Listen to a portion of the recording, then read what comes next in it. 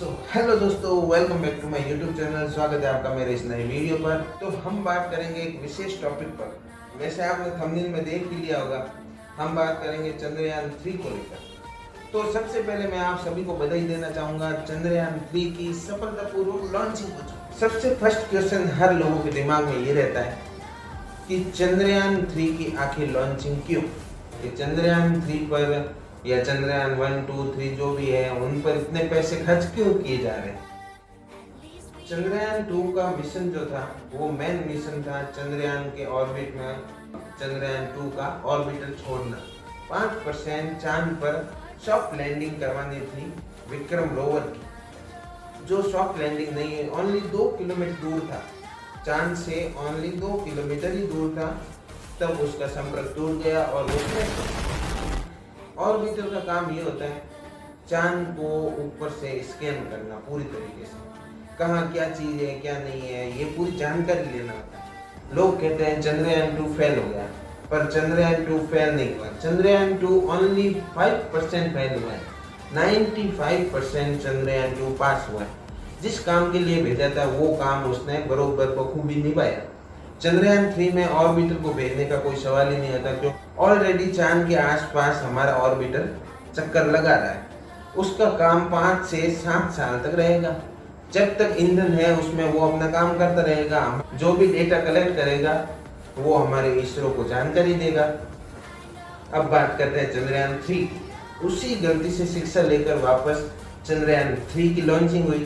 बाकी देश 4 दिनों के अंदर अंदर चांद पर पहुंच जाते हैं और हमारा चंद्रयान कुल 42 दिन चांद पर पहुंचने के लिए लेगा। इसका कारण क्या है? तो ये मैं आपको इस वीडियो में क्लियर करूंगा। चांद पर इसको पहुंचाने का मकसद क्या है?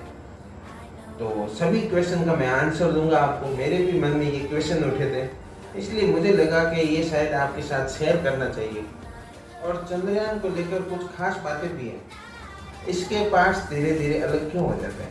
जो चंद्रयान 3 है वो आप देख सकते हैं साइड में जो बड़े बड़े टैंक लगे हुए हैं, वो टैंक चंद्रयान को ऊपर उठाने के लिए होते हैं। चंद्रयान 60 से 70 किलोमीटर तक ऊपर जाएगा, तब ये टैंक धीरे अलग होकर बंगाल की खाड़ी के समुद्र में गिर जाएंगे। 114 किलोमीटर पर जो अंडा आकार का आप ऊपर एक हिस्सा देख रहे हो वो खुलेगा। खुलने के बाद में 170 किलोमीटर के आसपास पहुंचने के बाद में जो चंद्रयान का मेन इंजन है वो बंद हो जाएगा। बंद होकर वो भी लैंडर से अलग हो जाएगा। लैंडर से अलग होने के बाद में अब वो अकेला चांद की ओर रवाना होगा। चंद्रयान मिशन पर निकलने के बाद पृथ्वी के चारों ओर चक्कर लगाता है। एक दिन में 5 से 6 चक्कर लगाता है।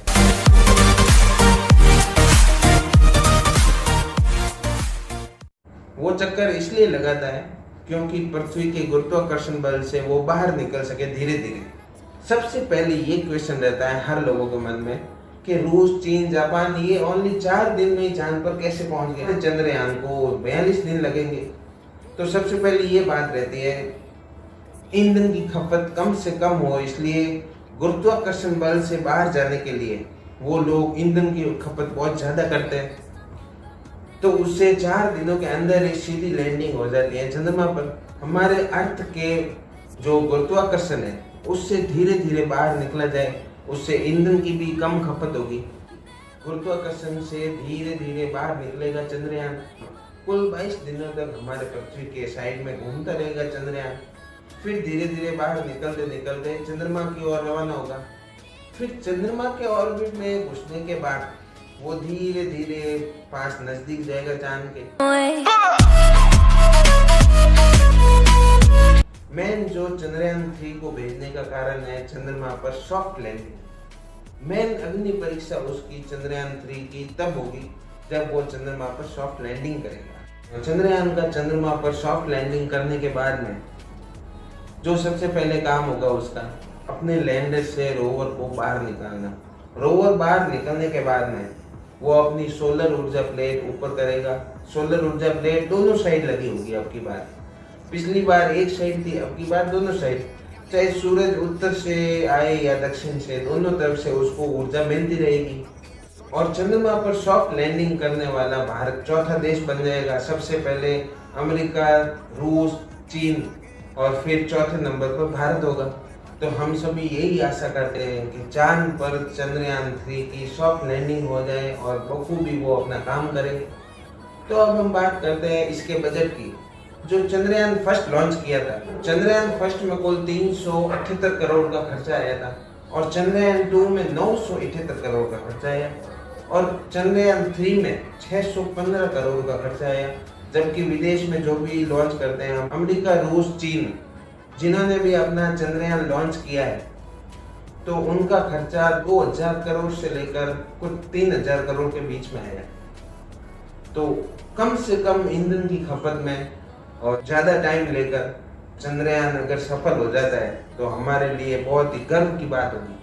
तो दोस्तों, वो चांद पर अपना चंद्रयान सॉफ्ट लैंडिंग करने वाला है। हम सब दुआ करते हैं कि चांद पर अपना चंद्रयान सॉफ्ट लैंडिंग कर जाए। इससे मेन फ़ायदा हमको ये होगा कि अंतरिक्ष में हमारी ताकत और बढ़ेगी और ताकत बढ़ने के साथ ही भारत को बहुत बड़ी अपॉर्चुनिटी मिलेगी, जिससे भारत की अर्थव्यवस्था में एक और बड़ा सुधार होगा। पैसा ही पैसा होगा। तो आप और हम यही दुआ करते हैं चांद पर अपना चंद्रयान सॉफ्ट लैंडिंग कर दे। जो चंद्रमा का दक्षिणी भाग है वो हम लोग नहीं देख पाते हैं, वहां पर वो चंद्रयान लैंड करेगा। उसी जगह पर लैंड करने वाला देश बन जाएगा। तो ये भी हमारे लिए गर्व की बात होगी। वीडियो अच्छा लगे तो वीडियो को लाइक कर देना, चैनल को सब्सक्राइब कर देना। तो मिलते हैं नेक्स्ट वीडियो में। Check care and good bye.